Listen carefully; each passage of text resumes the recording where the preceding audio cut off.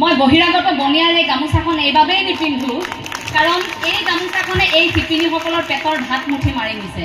এতিয়া প্ৰতিগৰাকী অসমীয়া অন্তত এই গামোচাখন দোকানৰ পৰা কিনোতে যিসকলে লৈ আছে পাৱাৰলুমৰ গামোচা অন্তত আপোনালোকে দোকানত সেইখিনি এতিয়া চাবলৈ শিকক। আমি যে ব্ৰস্ত উদ্যোগটোৰ কথা কৈ থাকো, জাতীয়তাবাদৰ কথা যে আমি কৈ থাকো, প্ৰথমতে ধৰকচোন সেইখিনিৰ পৰা আৰম্ভ কৰোঁ, হস্ততাঁত বস্ত্ৰ শিল্পৰ পৰা। আমি আজিলৈকে গামোচাখনকে চিনি নাপালো, কোনখন পাৱাৰলুমৰ, কোনখন হেণ্ডলুমৰ, অৰ্থাৎ কোনখন তাঁতীশালত বোৱা, কোনখন মেচিন মেড, মেচিনেৰে বনোৱা। এই গামোচাখন বহিৰাজ্যৰ বহিৰাগত বনিয়াই আহি আমাক বিক্ৰী কৰিছে। আমি কিয় টান পাওঁ জানে? সভা সমিতিসমূহত চাব, বিভিন্ন আঞ্চলিকতাবাদীৰ ভেটিত গঢ়ি উঠা জাতীয়তাবাদৰ কথা কোৱা বহু স্ক্ৰীণতো দেখিব, বহু তেনেধৰণে ডাঙৰ ডাঙৰ কথা কোৱা ব্যক্তিক দেখিব বিহুৰ দিনা এই পাৱাৰলুমৰ গামোচাখন ডিঙিত লৈ থাকে তেওঁলোকে।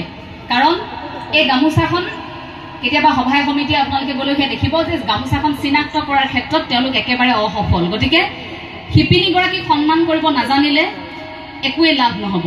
সেইসকল শিপিনী অন্তত আপুনি 40 টকা এটা দিব, উদাহৰণ দিছোঁ, ইমান টকা নহ'বও পাৰে, হয়তো তাতকৈ বেছিও হ'ব পাৰে। কিন্তু মই যেতিয়া গাৰ্লছ কলেজত জেনেৰেল ছেক্ৰেটাৰী আছিলোঁ তেতিয়া অনুষ্ঠান পাতোতে গামোচা কিনিছিলোঁ। মোৰ কিন্তু মনত আছে পাৱাৰলুমৰ গামোচা 45 টকা 50 টকাত আমি কিনি আনিছিলোঁ। সৰু বোৱা গামোচাখন আনিলে 250 টকা ল'ব, কিনা গামোচাখন আনিলে ইমান কম টকাতে পাবি, গতিকে ইমান টকাহে দিয়া হৈছে, এনেকৈ মিলাই আনিবি। সেই ধাৰণাটো ভাবক।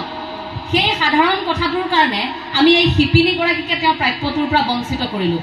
তাঁতশালত জড়িত হৈ থকা অসমৰ বিভিন্ন প্ৰান্তত থকা প্ৰতিগৰাকী শিপিনী সদায় কুশলে থাকক, তেওঁলোকে তেওঁলোকৰ প্ৰাপ্যটো পাওক। তাত খুৰীয়ে মোক 20খনকৈ ৰুমাল লগাই দিছিল যে ববই লাগিব, ব। এনেকুৱা নহয় যে তুমি তাঁতখন গৈ কেতিয়াবা ঘৰ চলাব লাগিব, কিন্তু এইবাবেই তুমি তাঁতশালখনৰ বিষয়ে শিকা যে এইখিনি আমাৰ সম্পদ। কাৰণ মহাত্মা গান্ধীয়ে কি কৈছিল? অসমীয়া শিপিনীয়ে তাঁতশালত সপোন ৰচিব পাৰে। আপুনি এই শালখনৰ সৈতে আপোনাৰ সম্পৰ্কটো থাকিব লাগিব, ঢেঁকীশালৰ সৈতে আপোনাৰ সম্পৰ্ক থাকিব লাগিব। ঢেঁকীশালৰ পৰা আহিব লাগিব জাতীয়তাবাদ, জাতীয়তাবাদ তাঁতশালৰ পৰা আহিব লাগিব নামঘৰৰ ভেটিৰ পৰা।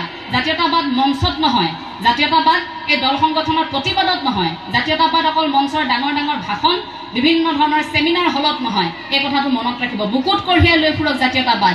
আপুনি আপোনাৰ ভাষাটো শুদ্ধকৈ কওক, আপুনি আপোনাৰ বস্ত্ৰ উদ্যোগটোৰ কথা ভাবক, আমি আমাৰ যিবোৰ আমাৰ লোককৃষ্টি, লোক সংস্কৃতি, এইবোৰৰ কথা ভাবক। তেতিয়া কোনেও জাতিৰ ক্ষতি কৰিব নোৱাৰে। আমি কিয় কৈ থাকোঁ মুখৰ ভাষাটো আনে কাঢ়ি নিব। আপুনি যদি নিজে যদি শুদ্ধকৈ অসমীয়া ভাষাটোকে ব্যৱহাৰ কৰিব নোৱাৰে বা কৰিবলৈ টান পায় বা শিকিবলৈ ইচ্ছা নকৰে বা আপুনি গৌৰৱ কৰে যে মোৰ ল'ৰাই অসমীয়া ক'ব নাজানে বুলি, সেইজন মানুহে যদি ভাষণত কয় যে জাতি আজি বিপথে গ'ল, ভাষা আজি নাই, আমাৰ মুখৰ ভাষা আনে কাঢ়ি নিলে, শুৱাবনে কথাটো? শুৱাবনে সেই কথাটো?